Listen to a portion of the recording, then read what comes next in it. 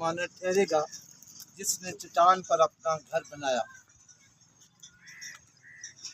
और मींह बरसा और सैलाब आया और आंधियां चली और उस घर से टकराए, मगर वो न गिरा, क्योंकि उसकी बुनियाद चट्टान पर रखी गई थी।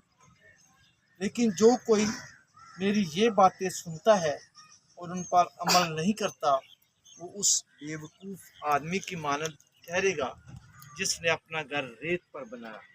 और मींह बरसा और सैलाब आया और आंधियां चली और उस घर को सदमा पहुंचा और वो गिर पड़ा और उसका गिरना होलनाक हुआ।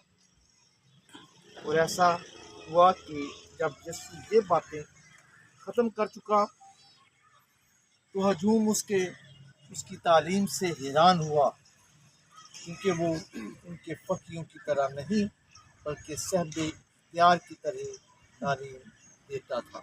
आमीन। इसके वसीले से हमारी खताएं मुआफ़ की जाएं। प्यारे भाइयों, हमने खुदा के कलाम से सुना है दो घरों की मिसाल। एक चट्टान पे बना है, उसे आंधियाँ, ज़लज़ले, तूफ़ान, सैलाब जो है मुतासर नहीं कर सकते। और दूसरा घर जो रेत पे है, उसे थोड़ी सी ज़रब भी जो है वो नुकसान पहुंचा सकती है। आज जब हम इस नए स्कूल की बुनियाद रख रहे हैं, खुदा पर भरोसा करते हैं कि वो हमें ये तौफीक दे, ख़ास तौर पर मज़दूरों को, मेहनतकशों को जो इसको तामीर करेंगे, ताकि ये चट्टान पर बने घर की बांध हो और जिसके ज़रिए से हमारे लोगों को, हमारी जमात को जो है खुशहाली मिले, तरक्की मिले। तो मैं मरतबा फिर खुदा बाप को चाहता हूँ कि उसकी हम हदायत चाहें, उसकी हम मर्ज़ी जो है तलाश करें और इस स्कूल को उसके हाथों में दें। एक मरतबा फिर तमाम मज़दूरों को, तमाम कारीगरों को खुदा के हाथों में देता हूँ, जो इस एक वीरान और बेहाल जगह को एक शानदार बिल्डिंग का रूप देंगे। बाज़ार अभी हमें कुछ नज़र नहीं आता, लेकिन थोड़े अरसे के बाद एक शानदार बिल्डिंग होगी। आमीन। तो इसमें आपका जो है बड़ा किरदार होगा।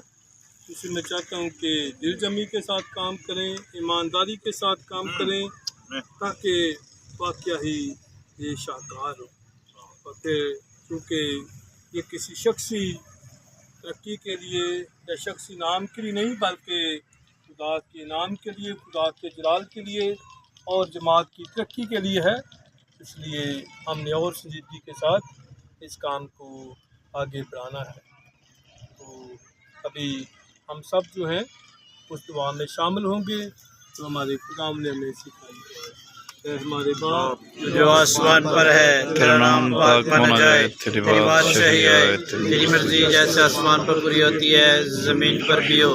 हमारे रोज़ की रोटी आज हमें दे, आज सब अपने कर्ज़दार को बख्श दे, तो हमारे कर्ज में माफ़ कर, हमें आज़माइश में न डाल, क्योंकि बुराई से बचा।